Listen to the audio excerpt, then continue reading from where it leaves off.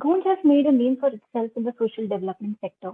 Established in the year 1999, the organization pioneered the idea of using urban surplus as a tool to elevate poverty in the rural pockets of the country.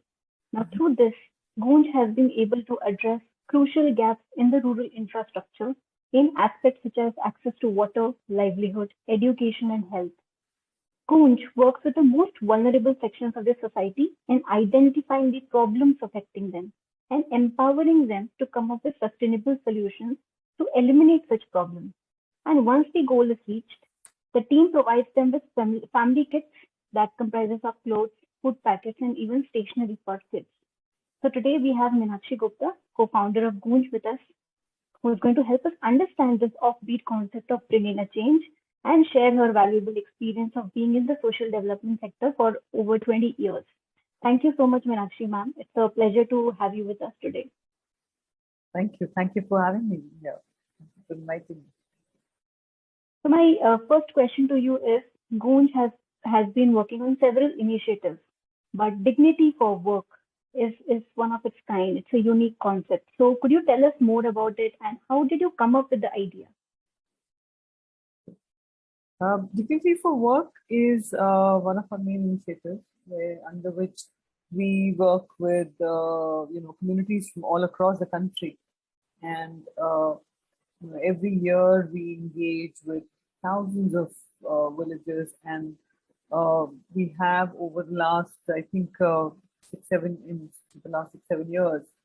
I mean, of course, we've been working for 23 years, but if I was to just look back on the last 7 years, we have taken up more than 50,000 projects, community-led projects that people identified their own issues and then took up their own solutions, evolved their own solutions, and implemented those solutions.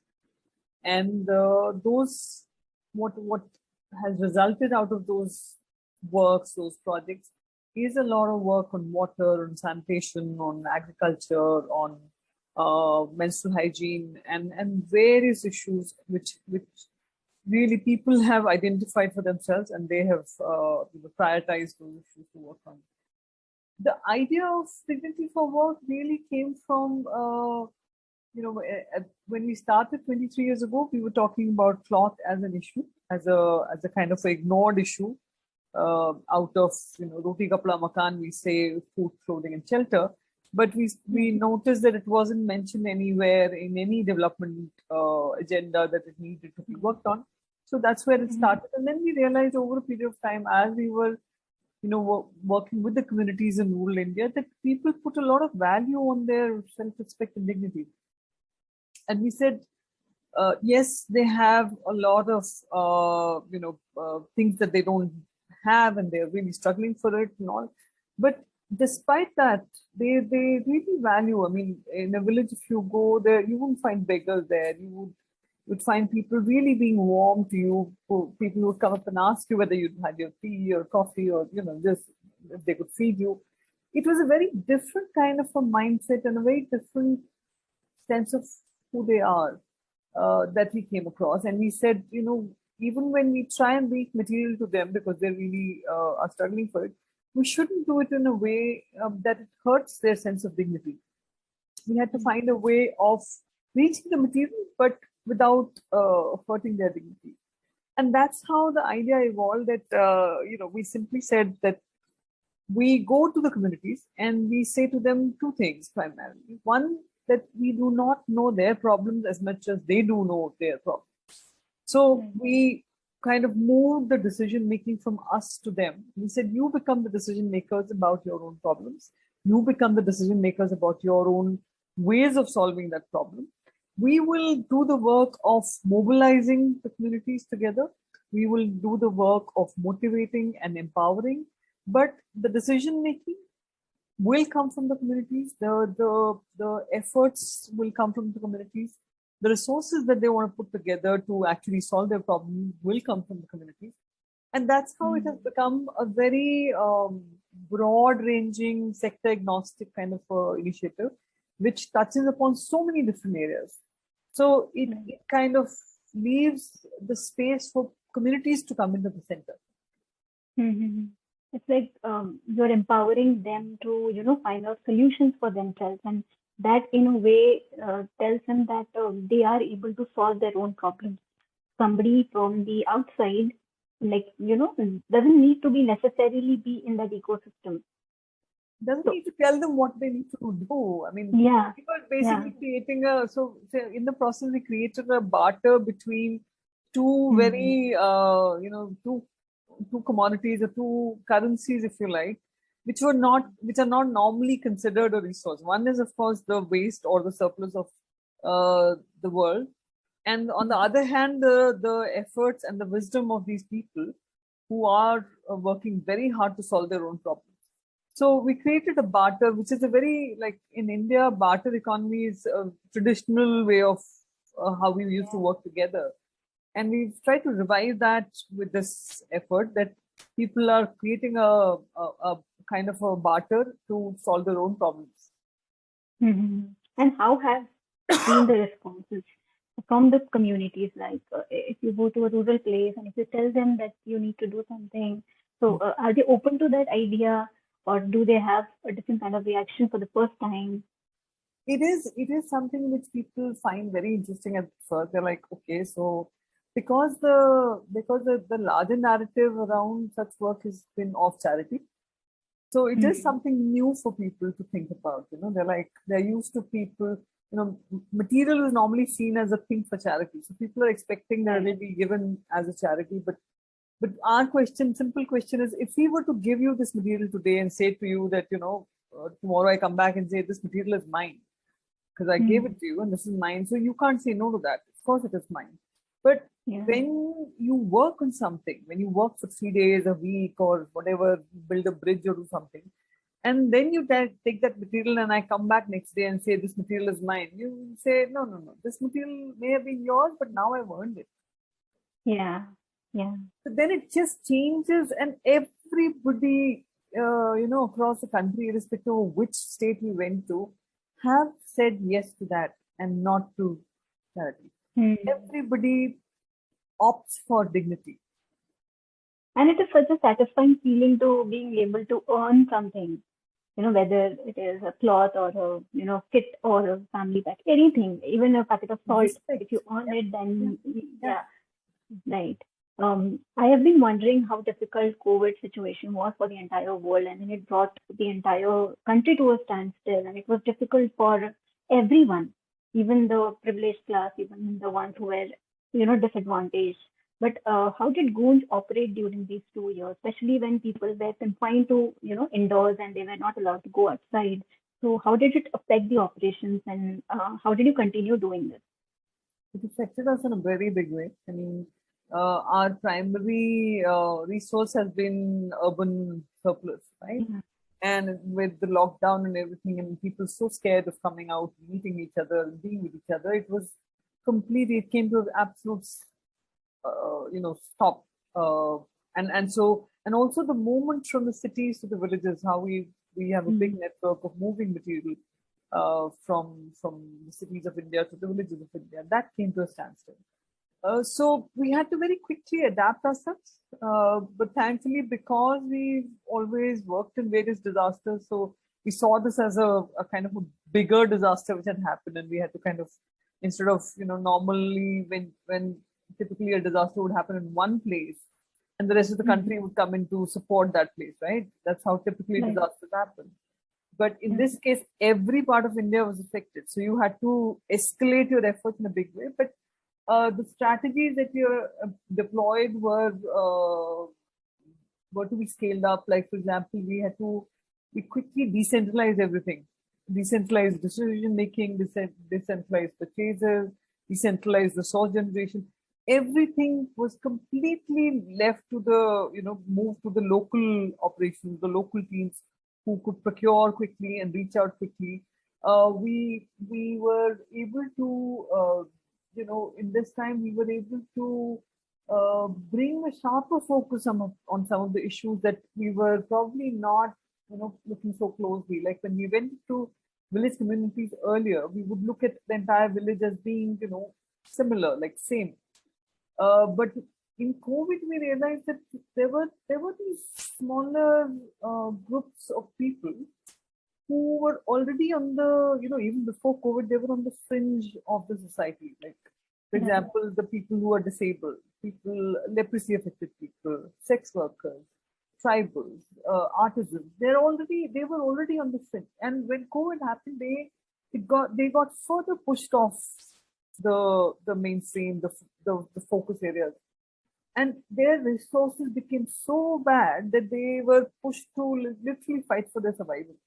We said, that time of COVID helped us to further focus on these missed out people. We call them the missed out people because what happened in COVID was that a lot of people from the so-called middle class or low middle class were pushed into the poverty, uh, Right. and so it kind of pushed them into the power stream, increasing the need for resources for a bigger group of people who needed help, and therefore the people who already were very in a very bad situation, they were completely left out. So it made us focus more on those people. Therefore, we knew that there were resources coming for people who are in the cities, who are more visible, who can access those resources. But there are these people who already were suffering. So that happened. I think it also brought us to pay more attention at that point, like many other nonprofits, to say that hunger is an issue. Now, even though Goonj doesn't directly work in the normal times on hunger, but like the entire non-profit sector, civil society sector really dropped everything and said we first have to feed people. Only when people survive and live will they be up. Can we think of any development work around it? So it was really going from sustenance or development back to the survival mode and saying, Survival. "Can we keep Yeah. people alive?" And that's where we try to focus our efforts on. It was a time of great churning internally and externally because everybody, even our teams, even though our offices didn't close at any point of time, we kept working throughout. But there was a lot of fear among our teams. People were very scared about their health.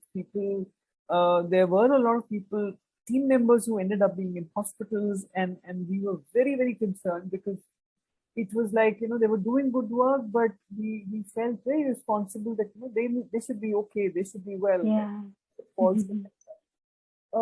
So it was all of those things. And like us, it's not a unique situation for us, but I think we were able to adapt more quickly because of our experience in disaster scenarios earlier. And also because we have a whole network of partner organizations in urban India and rural India. So that helped us to connect and channelize and collaborate and work to each other's strengths and all of that. So all of those things really help. Did the pandemic act as a catalyst in maybe telling you to re-strategize to focus on maybe certain communities that were being left out or on certain activities that earlier Goon was not focusing on? Did that happen? Oh yes, that happened in a big way. Like I was saying about the missed out community, we came to focus on those people more. We learned very quickly to decentralize, and that took a little bit of inner our processes, our systems had to change. Before that, we had not bought a lot of stuff for our material kits and all, but we had to at that point because that was not. We, for example, did a lot of the because of the lockdowns and all. There was a lot of supply chains which were disrupted, right? And a lot of farmers in the villages couldn't get their produce out into the market. So we actually ended up, purchasing all of that stuff directly from the farmers and reaching it to the nearby community. So there were a lot of innovative strategies that we took up to be more effective, to reach, as rapidly as possible. So I think the entire civil society also, played a very, very strategic role in keeping, in standing with people in this difficult time. So yeah, there were a lot of learnings. Yeah. So I'm just curious that what would be the most important learning if you had to mention It could be even for your partner organizations or for the society as a whole, that this is something that we should focus on. Um, I think there were, and it's interesting you asked that. We were just finishing write about it in one of the publications and one of the documents. There were three things which emerged. That there was a great sense of gratitude, gratitude for all that we had, so much of support, people coming and really supporting our work with funds and all of that, and gratitude for the partnerships that we had, gratitude for our teams for the work that they were doing out there, gratitude for the fact that we came out alive. I think Yeah. there are so many of us who've lost our dear ones, and it is almost a new world that we've entered. That to come out of it, it's a it's a it's a marker in our history, it's a marker in our collective history. So gratitude for sure, and then it brought a lot of attention to some important things, like I was talking about the missed out people. That attention was something that I think we needed to fine tune. We need to pay more attention to where is it that our work would be more relevant, because there are a lot of agencies who are doing a lot of good work. What is it that we can do in a good way? What is it that we should pay attention to? So it kind of fine tune our attention to things. And the third thing is it really helped us to churn internally, to really respond in a better way to what is happening externally. I mean, to the outer world, which is changing so rapidly, or has changed so rapidly in the past 2 years. If we were not to churn inside, that would just not be right. Because if the outside is changing so fast, if you just remain static and don't think about things, or don't reimagine how you should show up, it would just not be the right thing to do. So those three things, attention, gratitude, and churning, I think those were the three things which happened in a big way, at least.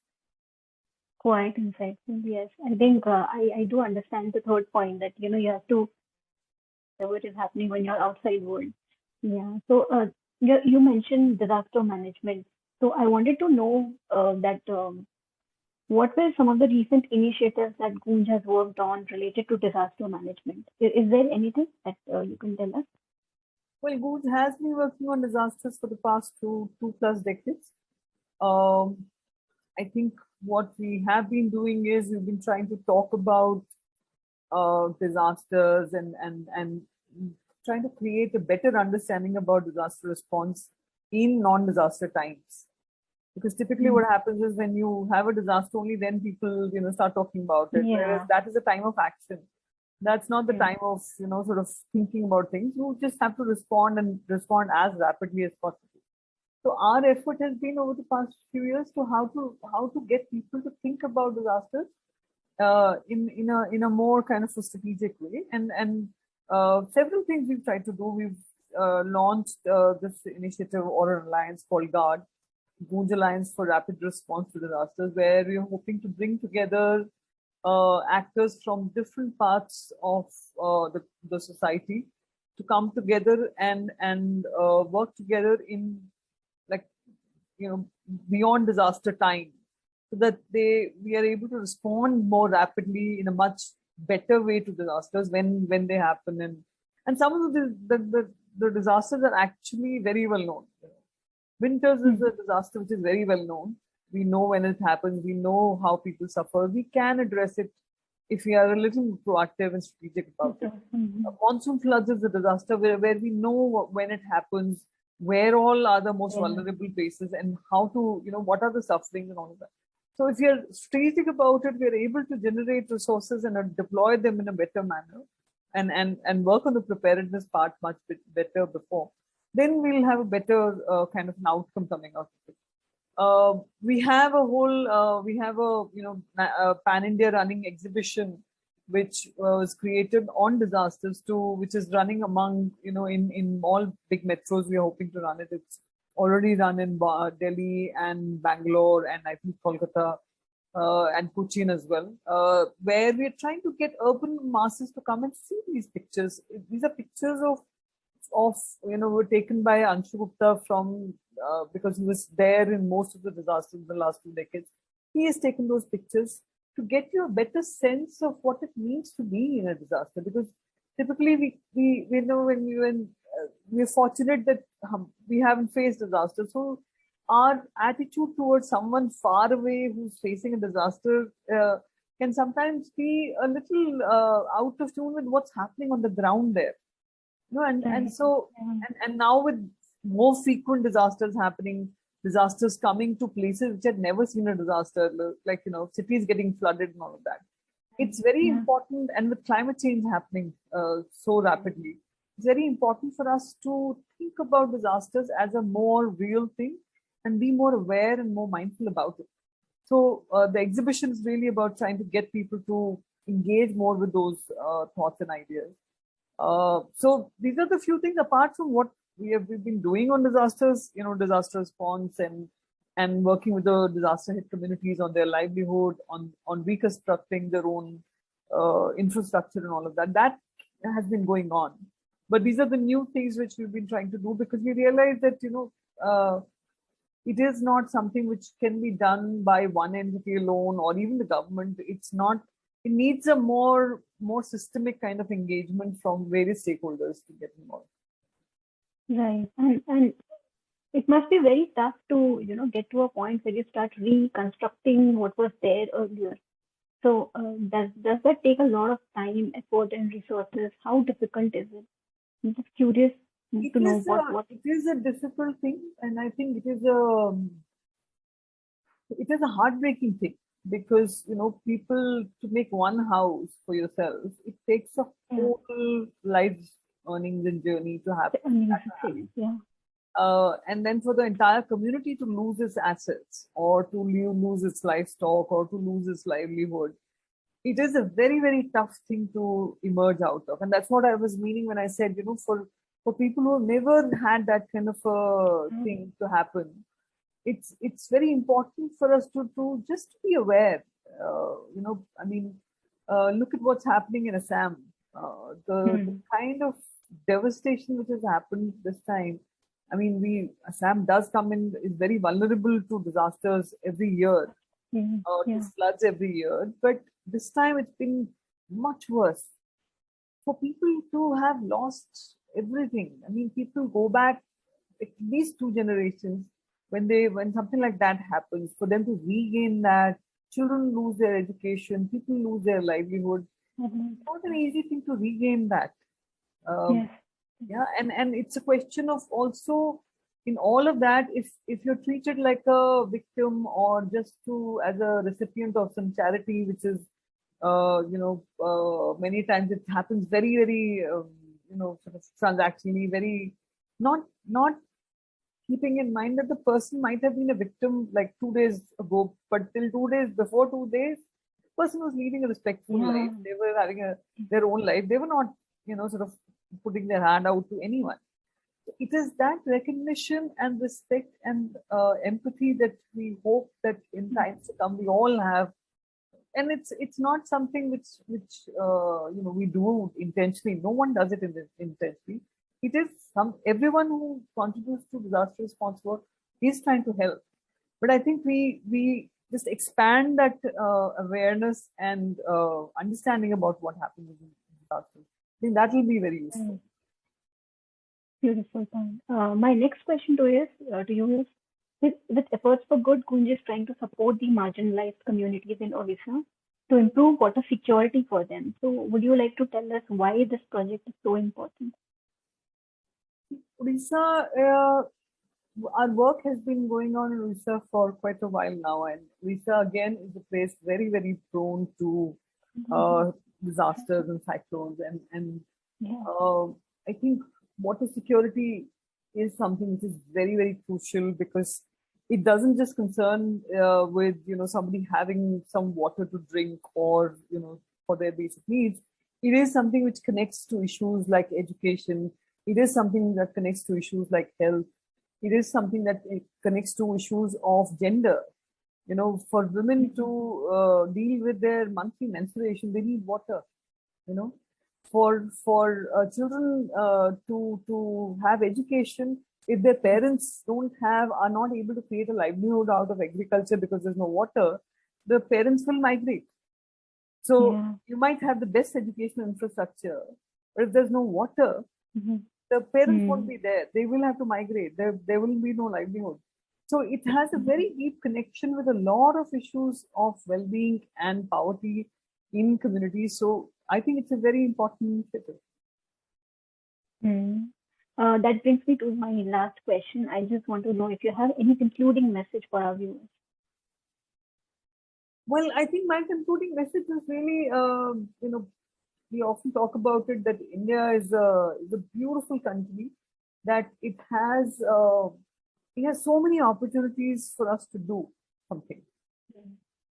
It is a country of a volume of issues, right? Which also means that we need a volume of people, number of people to take up different initiatives.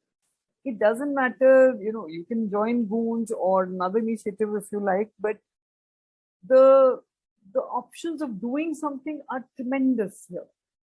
If it and you can just take up anything that bothers you. It need not be what Goonj is doing or what TLI is doing or what any other organization. You can start your own thing. But the point is, if we want to live in a better world, I think we also have a stake in it. We also have, we own that thing that, this is our world and we want to live a better life. We need to engage with it, do something, and just take an initiative. Beautiful. Ma'am, I just have a follow-up question to that. There are two things related to this thought. The first one is Indians have this chalta hai attitude where they think कि हाँ जैसा चल रहा है चलने दो, or the second one is somebody else is responsible to solve it. This is not my problem. So how do we change this mindset? These two things when it comes to any individual, because I think these two things stop people from taking any action or being a part of any initiative. They are so preoccupied with their own problems that they think कि वो कोई और कर लेगा या फिर चलता है जहाँ जो हो रहा है. So how do we change this? चलता है तो फिर आई थिंक चलता है तो फिर आप जो भी जिंदगी में आप मुश्किलें फेस कर रहे हैं वो भी फिर चलता है. It is something that you have to. I don't think it is a question of. I mean, I personally don't think chalta hai. Sometimes we, I often think that it is something of a aspect that some of us have to think about. कि जो इंसान अपने 3 time के की रोजी रोटी के लिए struggle कर रहा है, I can't expect that person to listen to me and say, okay, let me take an initiative. I have to fight for my survival. But it is people like us, who have a roof over our heads, who speak various languages, who have education, who have, their parents have taken care of them. It's only we who can take that opportunity to do something. It's not just about doing something for somebody else, but I think it's also about finding your own purpose. I mean, I think if the purpose is about contributing in some way to the world, and it could be there are people who don't do non-profit work, they take up social enterprises, you go into commercial work, do anything. But I think the point is, if you do what you're doing, whether it is commercial or non-profit, doesn't matter, but with the sense of being part of this community, this world, and being fully responsible and careful about it, caring about it, I think you would still end up doing something good. I don't think it needs to be something big like Goonj or big like, TLI and all. It can be small steps, because sometimes we feel overwhelmed by, oh my God, I can't start this big thing. No, you don't need to start a big thing. You can take a small thing and do it. I mean, and that's the beauty of things, that, small things just add up. They have ripple effects. Right. Thank you so much, ma'am. I thoroughly enjoyed having this conversation with you. Thank you so much for joining us. It was a pleasure having you. Me too. Thank you. All the best for this program. Thank you so much. Bye-bye.